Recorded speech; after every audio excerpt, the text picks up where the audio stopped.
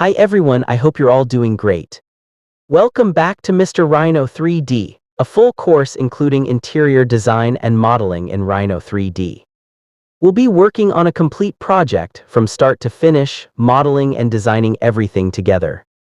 During the process, we might go back a few times to fix or adjust some parts, but that's all part of a real design workflow. My goal is to show you the entire process step by step so you can actually see how a real interior project develops, not just the final result. This course is based on a real project that's currently being built. The interior design for this space is something I'm actually working on right now, and I wanted to share that process with you as a full educational video. I've recorded everything I'm doing in Rhino and Lumion so you can learn directly from real work, not just theory. I wanted everyone to have access to it and be able to follow along at home. So whether you're an architect, designer, or just learning Rhino for interior modeling, this series will give you a clear understanding of the workflow. Alright, let's begin. The first thing we'll do is open the AutoCAD file of our plan. Here, we need to carefully define the outer boundary lines and all the major parts of the layout, and make sure they're all closed curves. As you can see, I've already drawn most of them, and I'll finish the remaining ones right here so you can watch the process in real time. This is a really important step, because having clean, connected lines will make the 3D modeling stage much easier later on. If your plan isn't clean, you'll face a lot of issues when creating solid models or editing geometry. So always make sure your lines are joined and continuous. If your project is large, broken lines can slow you down a lot and cause problems when extruding or turning objects into solids. That's why I recommend using polyline when you draw, or if you used separate segments, make sure to join them afterward. Once the drawing is ready and the boundaries are closed, we can start giving everything height and volume.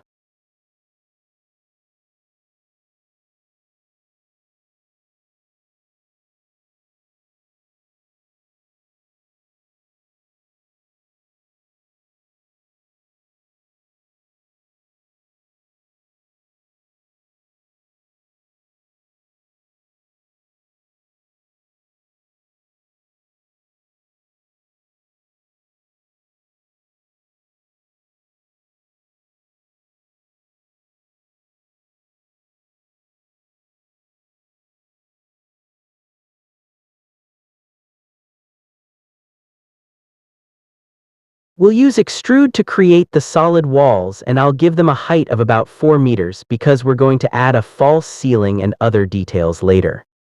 For now, we're just creating the basic structure, the walls, columns, and partitions to define the current built condition of the space. After this, we'll start thinking about design direction, what style we want to follow, and how to approach the project creatively. In this case, the client asked for a mix of modern and traditional, something between both, a neoclassical style. So the idea is to combine the classic architectural proportions with modern furniture and finishes.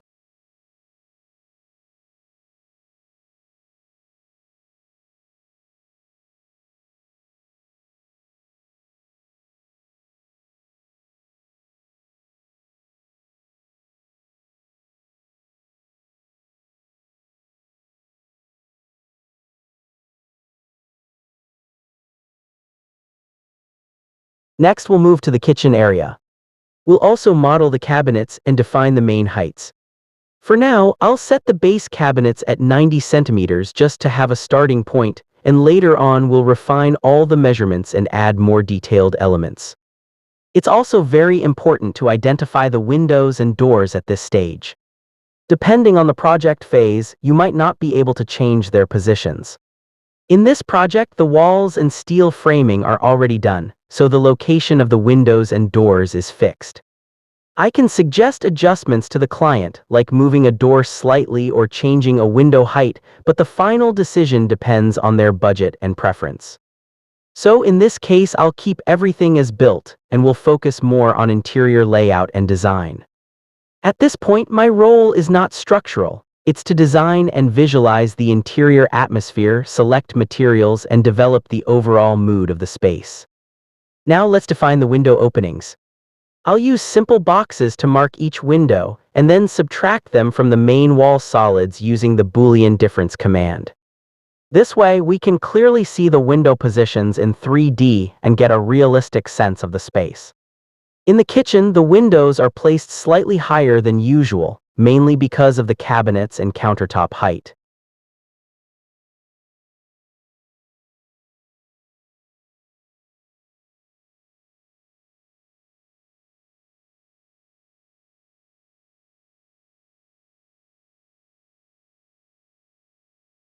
In contrast, the living room windows are set lower, almost floor to ceiling, to provide a better view and more natural light. According to the client's requirements, the living area has two large windows on adjacent walls to give the space an open, bright feeling. At this stage, remember, this part is mostly modeling, not yet design. We're just building a base model that we'll later use for materials, furniture, and details. Keep things simple and clean, that's key.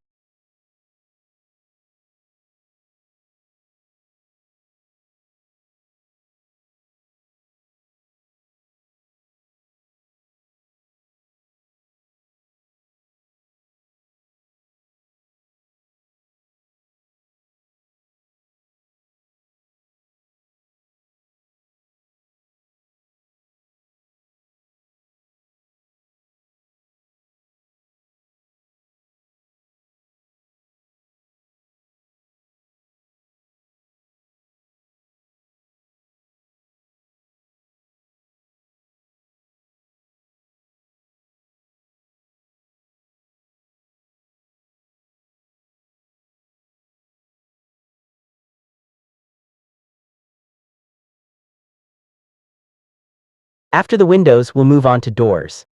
I'll use box geometry again to mark each door opening.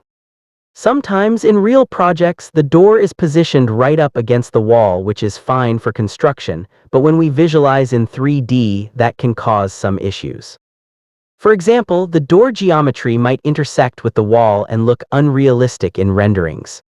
To avoid that, I usually offset the door slightly, around 10 to 15 centimeters, just for visual clarity. This small tweak doesn't affect the real project, it's just for a cleaner 3D presentation.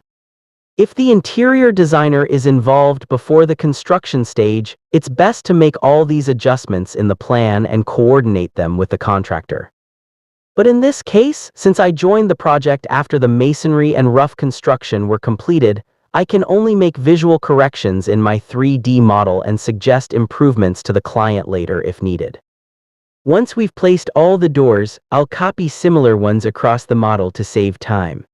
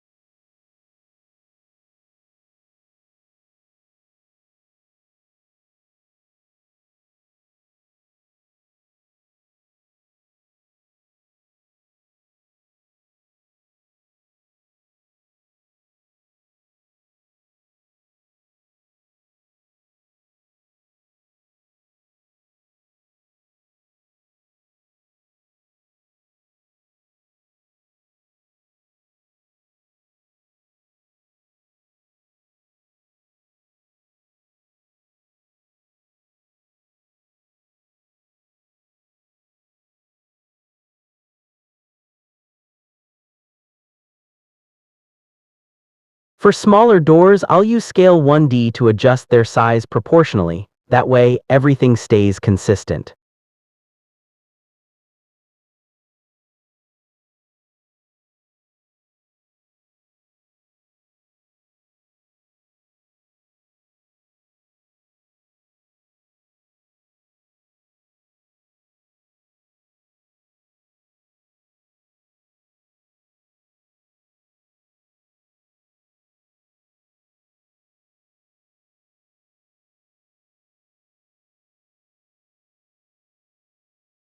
Moving on to the entrance area, here we have an octagonal layout at the apartment entry. I'll remodel it carefully and make sure it's perfectly centered so the symmetry of the design feels balanced. Symmetry is especially important for classic or neoclassical interiors, as it creates a sense of harmony and visual stability. For this entrance, there won't be an actual door. Instead, I'll design an arched opening to give the space a subtle, elegant transition between areas. It keeps things open but still defines the boundary nicely. I'll sketch the first idea that I have in mind, a simple, classical-style arch which can evolve later as the design develops. If needed, we can scale or reshape it, but it's good to start with a strong base concept. One important tip here, always keep the tops of your arches at the same height throughout the project. That gives a clean, professional look and helps during construction too.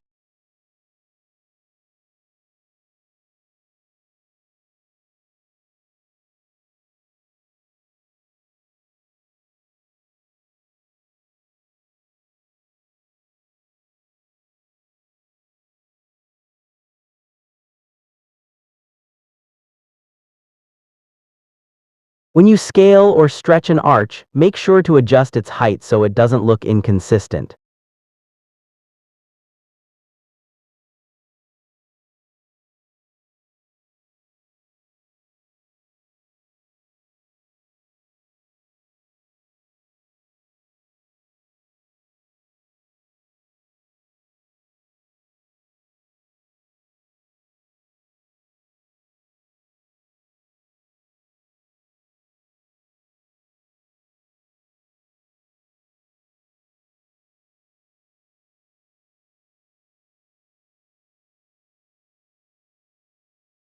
Initially, I modeled the ceiling height at 3.5 meters, but that looked too tall, especially since we'll be adding a false ceiling and lighting details later. So I reduced the main height to 3 meters, which feels much more natural and realistic for this type of interior.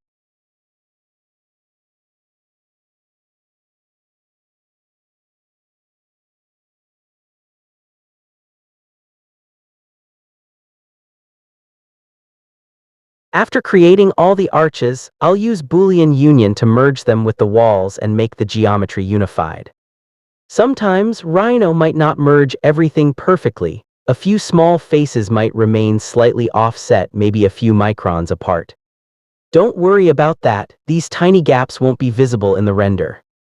Just make sure your main geometry is clean and watertight where it matters.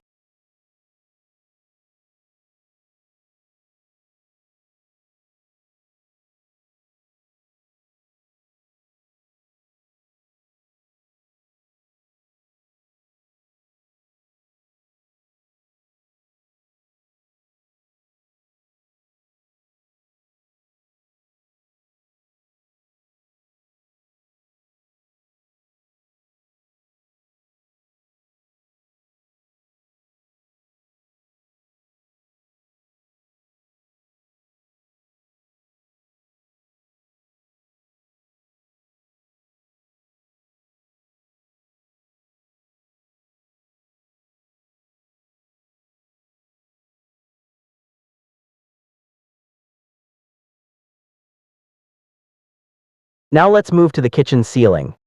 Here, I want to bring the ceiling slightly lower than the rest of the space. This creates a visual separation and makes it easier later to design recessed lighting and interesting ceiling details.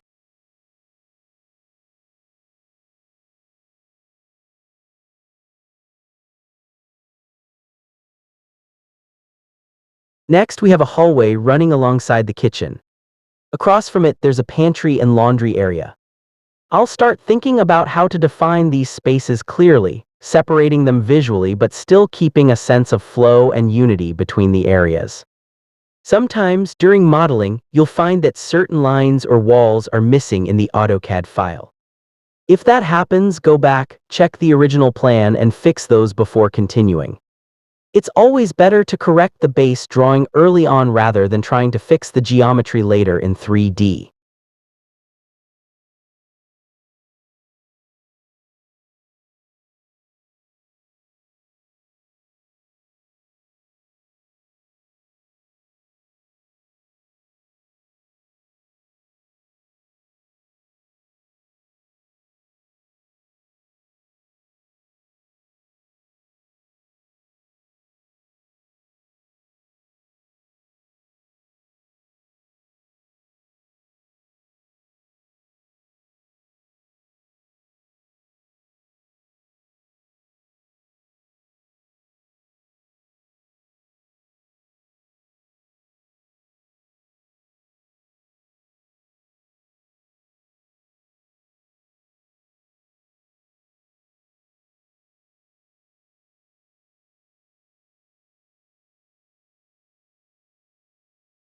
For the ceiling divisions, I'll use a 50 centimeter offset on both sides of the corridor to create clean ceiling bands. That gives us a total recess strip of about 50 centimeters. These are small details, but they help make the final design feel more intentional and structured.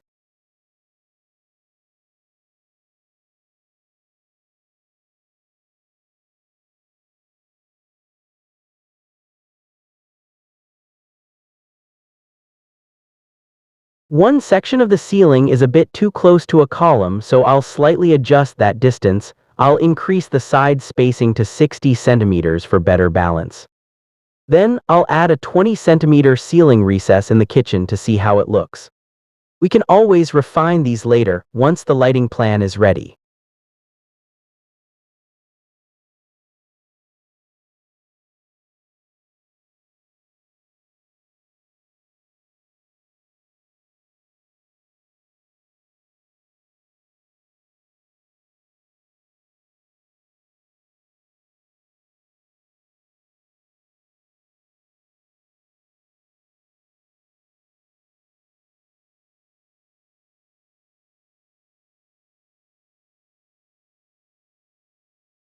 Now, there's a column inside the kitchen, and we'll need to find a creative way to hide it. The first idea that comes to my mind is to create small decorative shelves around it, finished in the same material as the kitchen cabinetry. This way, instead of seeing it as a structural obstacle, we turn it into part of the design. Remember, none of these modeling decisions is permanent.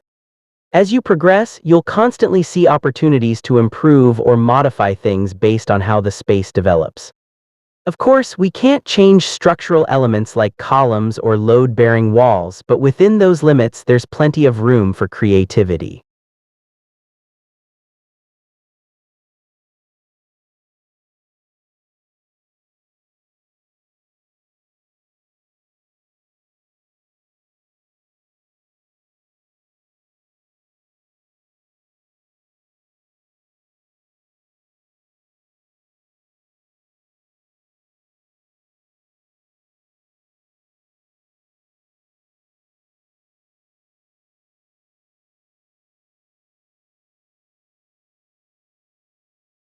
Now let's continue with the kitchen cabinets and fridge area. I'll extend the cabinet design across the wall.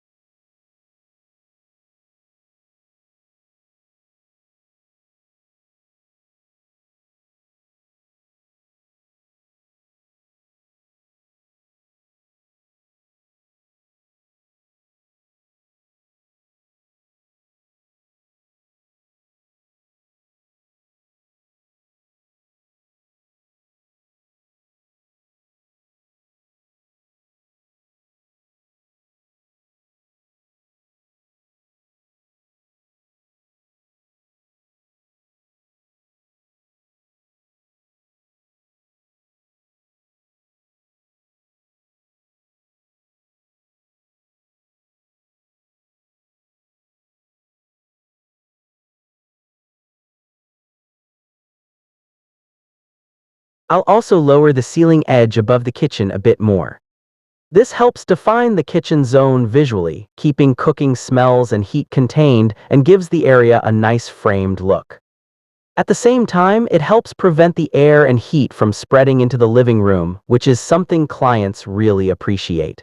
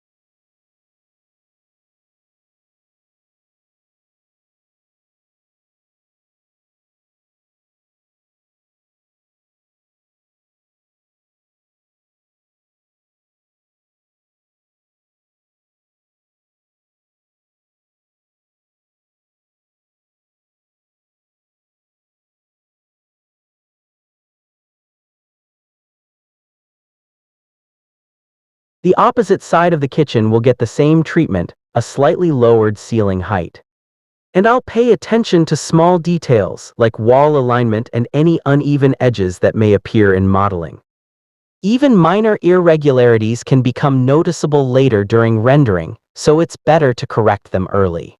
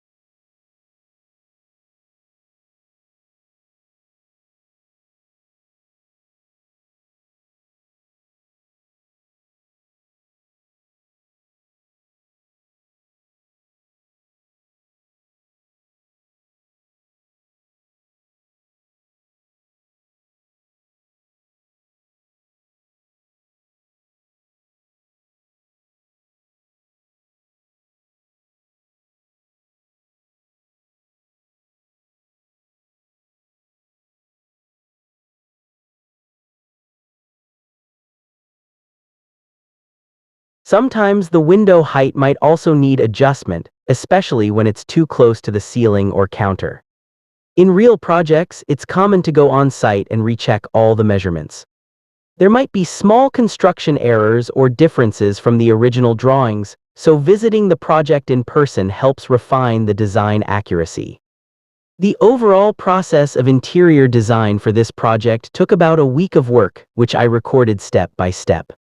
Later, I'll edit and upload it as a two-part video so you can follow along easily.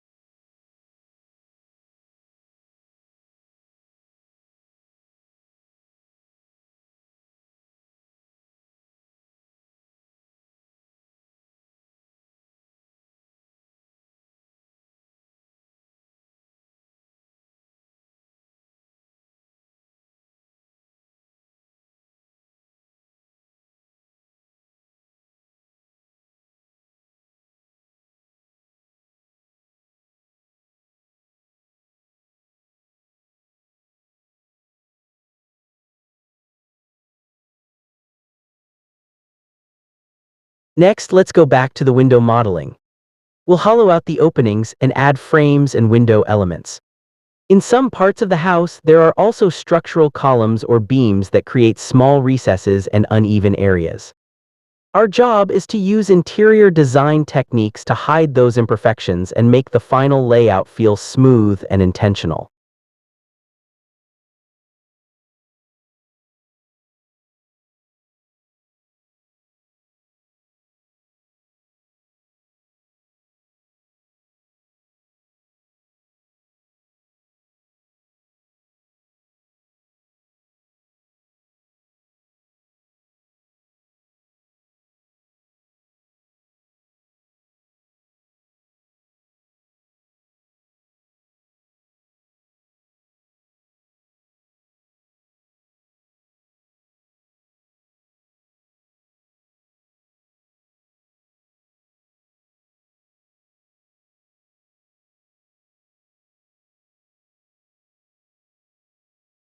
If those irregular spaces aren't handled properly, the house can end up with awkward corners or broken visual lines, which become very noticeable after construction. For example, near the living room windows, there are two columns that create a recessed space between them. I want to make sure we use that space effectively, not leave it empty or wasted. One idea that comes to mind is to turn it into a built-in wardrobe or decorative shelving. That way, we hide the uneven shape while also adding functionality. You can always decide whether you want a storage cabinet, a decor niche, or a display unit in these areas. It depends on your client's preferences and the overall style of the project. Since this project follows a neoclassical direction, I'll go with something clean and elegant, probably a built-in closet with simple panel details. Remember, whenever you're designing a wardrobe or storage unit, pay attention to the height proportions. It should relate naturally to both the false ceiling and the human scale. Don't make it too tall, or the upper part will become hard to reach and visually heavy. Also, always leave around 14 to 15 centimeters of toe space at the bottom. This small recess prevents the doors from hitting your feet when opening and gives the cabinet a lighter appearance. In kitchens, this toe space is even more important for comfort and cleaning. The internal divisions of the closet are completely up to you. Design them based on your client's lifestyle and storage needs, whether they prefer more drawers, hanging space, or open shelves.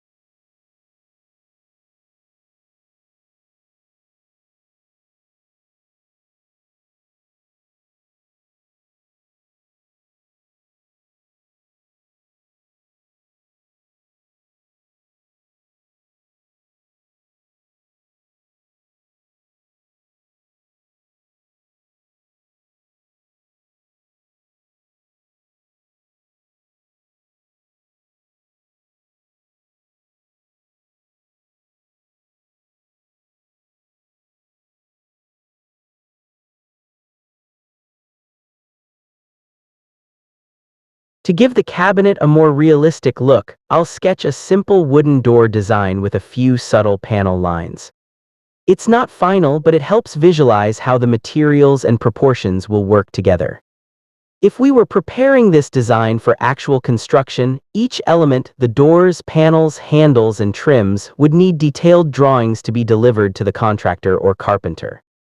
That's something I always prepare later in AutoCAD or Rhino before handing the files to the client.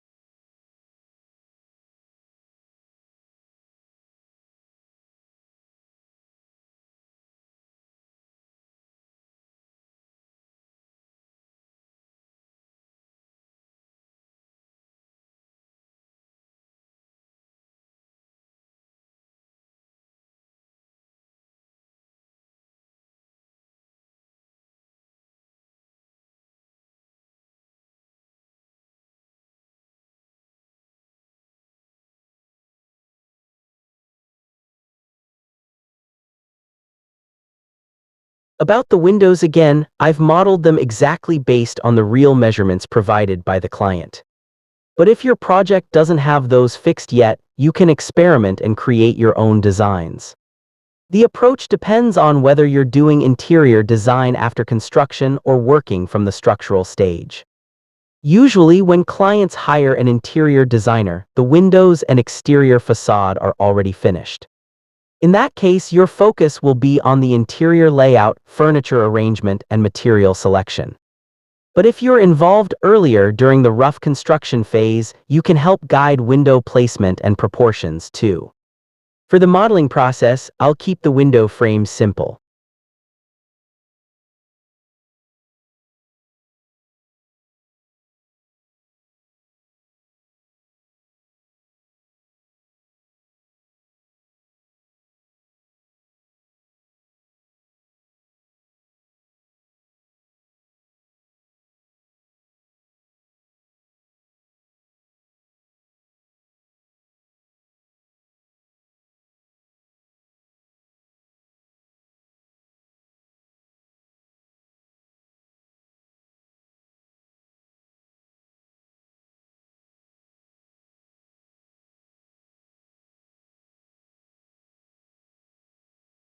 Once the basic form is ready, I'll convert each window into a block.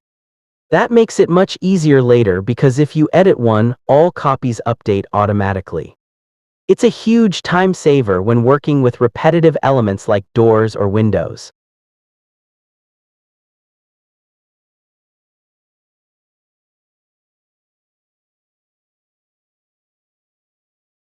There's also a large continuous window in the living room area that opens to a balcony or terrace. This space will probably be used for plants or a small decorative garden. So I'll make that window floor to ceiling using a simple modern frame to keep the view open and the lighting natural.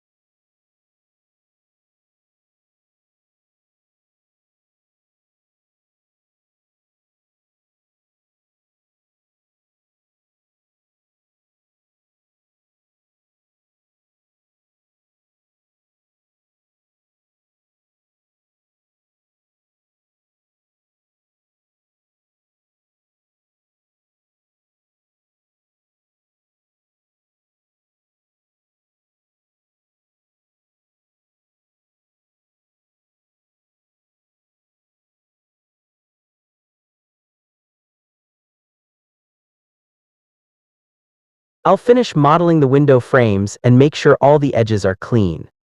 Later, we can refine them with chamfers or bevels to catch the light nicely during rendering. Even a small round edge can make a big difference in realism. At this stage, I also start nomming and organizing layers.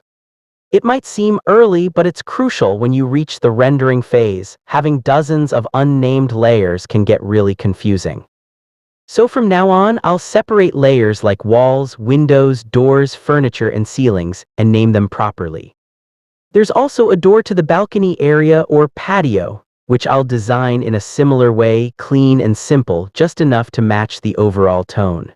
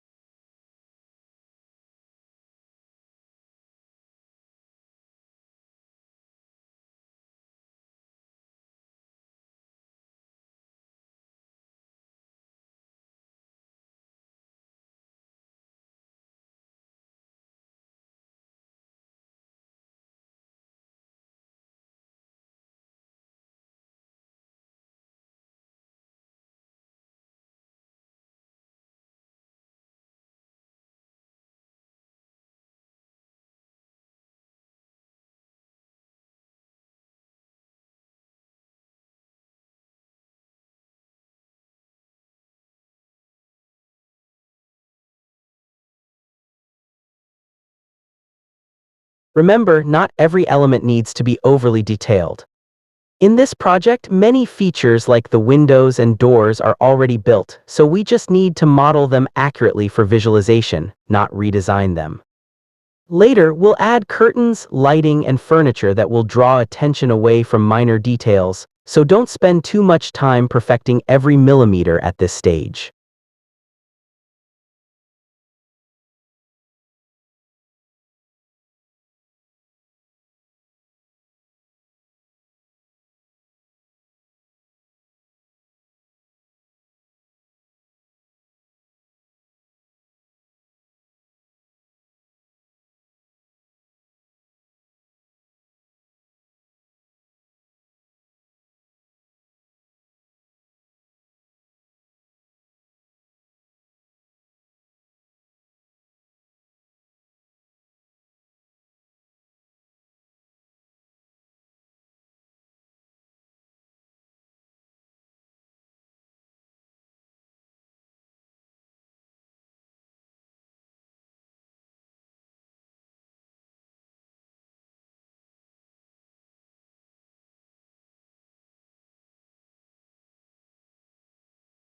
Now, let's move on to the wardrobe area near the guest entrance. Here, I'll start modeling the built-in closet, making sure it fits naturally within the wall layout. It's always good to go back and forth between AutoCAD and Rhino to check that all dimensions align properly. Sometimes while modeling, new ideas come to mind. Maybe you'll want to slightly change the cabinet proportions, adjust the spacing, or add decorative trims. That's completely normal and part of the creative process. Don't be afraid to experiment as long as you stay consistent with the project's main style.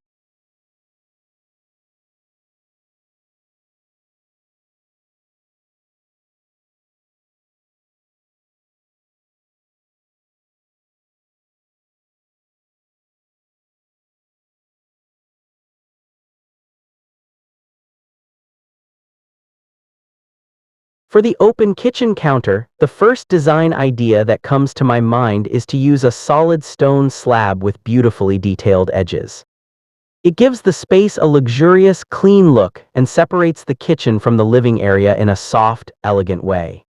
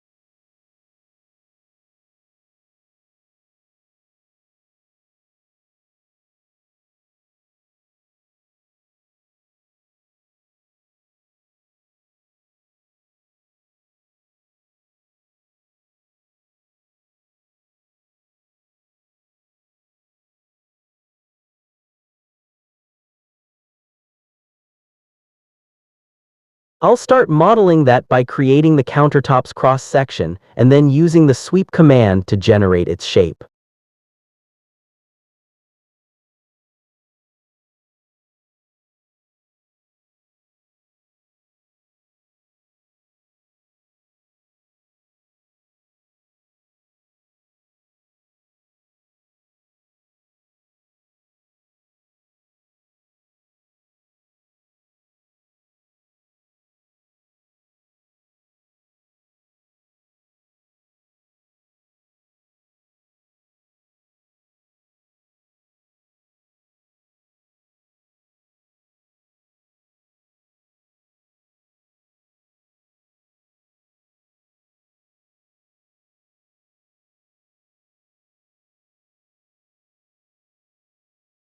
After that, I'll use Boolean difference or trim, whichever fits better, to clean up the edges and remove any excess geometry. Sometimes, even small refinements in how you cut or round the edges can make a big difference in the realism of your render later.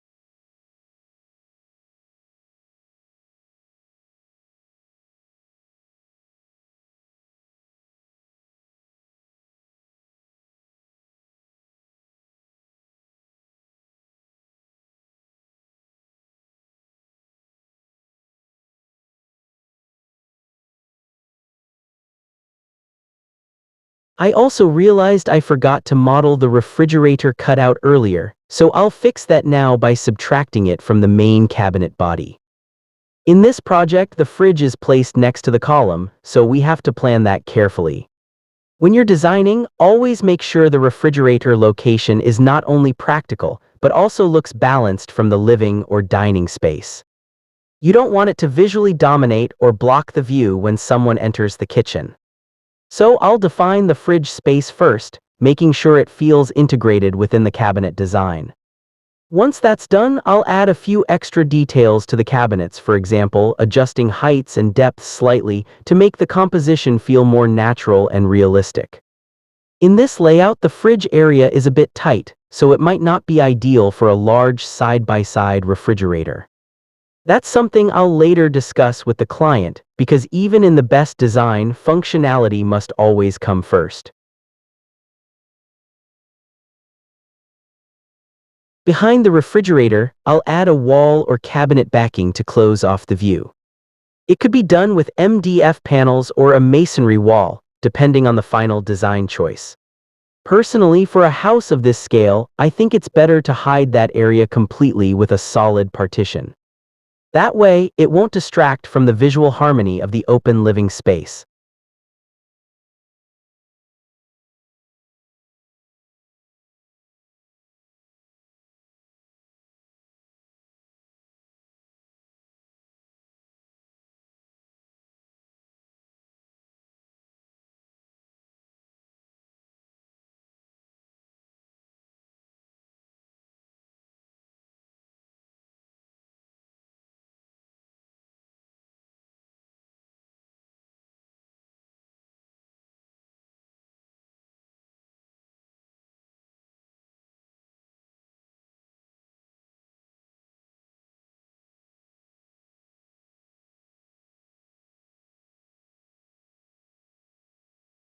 Next, I'll start bringing in furniture and 3D objects into the model.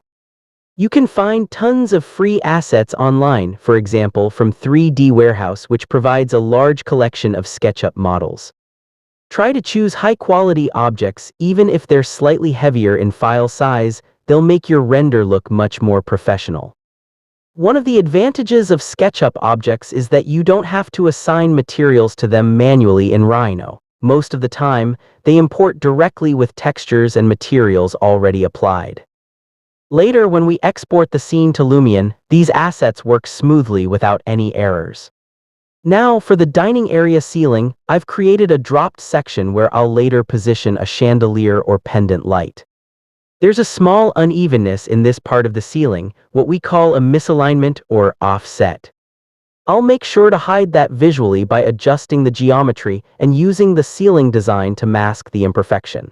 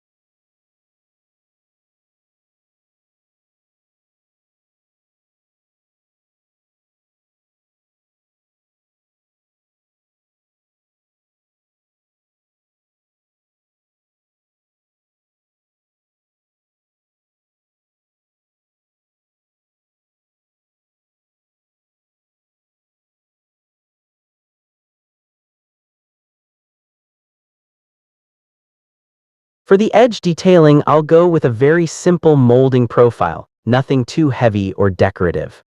In neoclassical interiors, the goal is balance, a combination of modern simplicity and traditional elegance. You can always adjust the molding style based on your client's taste. It could be a sharp modern groove or a soft rounded trim.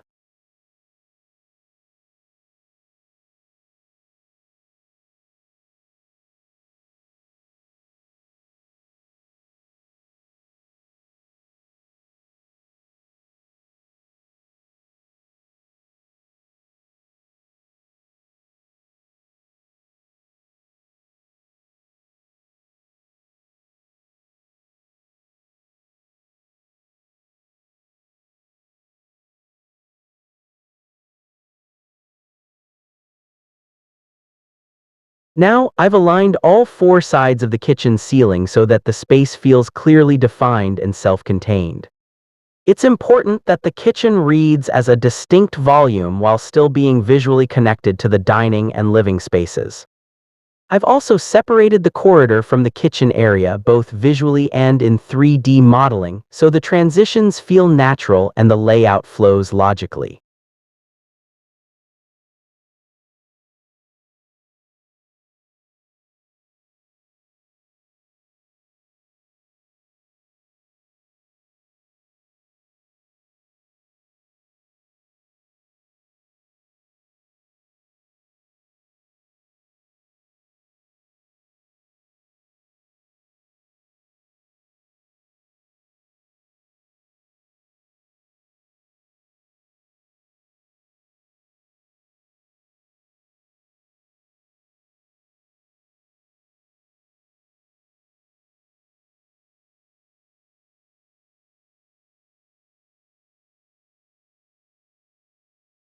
In front of the entrance, there's an empty area that needs a defined function.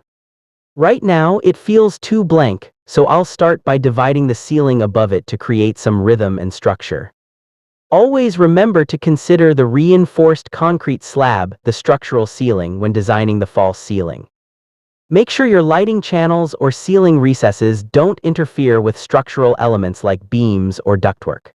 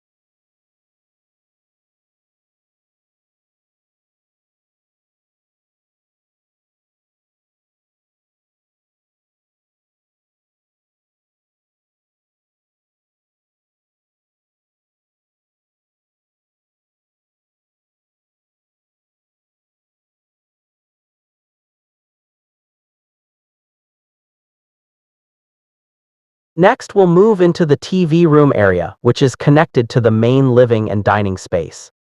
I usually start by defining the ceiling zones for each part, which helps me visualize where the lighting, air vents, and decorative features will go. Then I gradually add furniture, accessories, and decor elements based on the design vision. The goal is to develop the model layer by layer, starting simple and progressively adding more detail until the space feels real.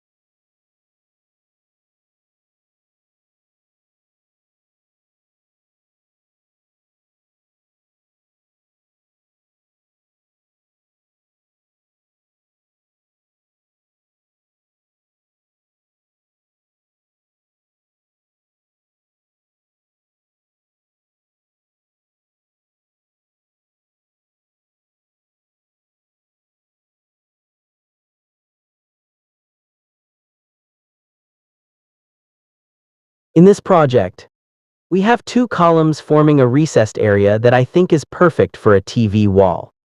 This recessed zone naturally separates the media space from the rest of the living room while keeping it open and connected. I'll design a large feature wall here that subtly hides the columns, framing the TV area so that it feels like an intentional architectural composition rather than just a leftover space.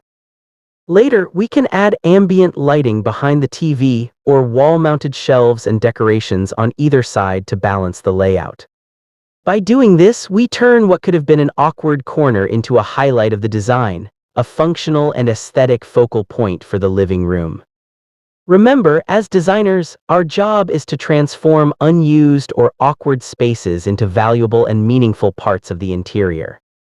Every wall, column, or recess has potential. It's just about how creatively you integrate it into the overall design. And that brings us to the end of part 1 of this modeling and interior design project. Thank you so much for watching and staying with me through the entire process. I hope you've enjoyed seeing how I start from a simple AutoCAD plan and build up the full 3D model step by step. In the next video, we'll move into part 2, where we'll continue developing the details, apply materials, and prepare the final renderings and presentation views. If you found this helpful, don't forget to like, subscribe, and share, and let me know in the comments what kind of tutorials or design topics you'd like to see next. See you in the next session. Take care and goodbye for now.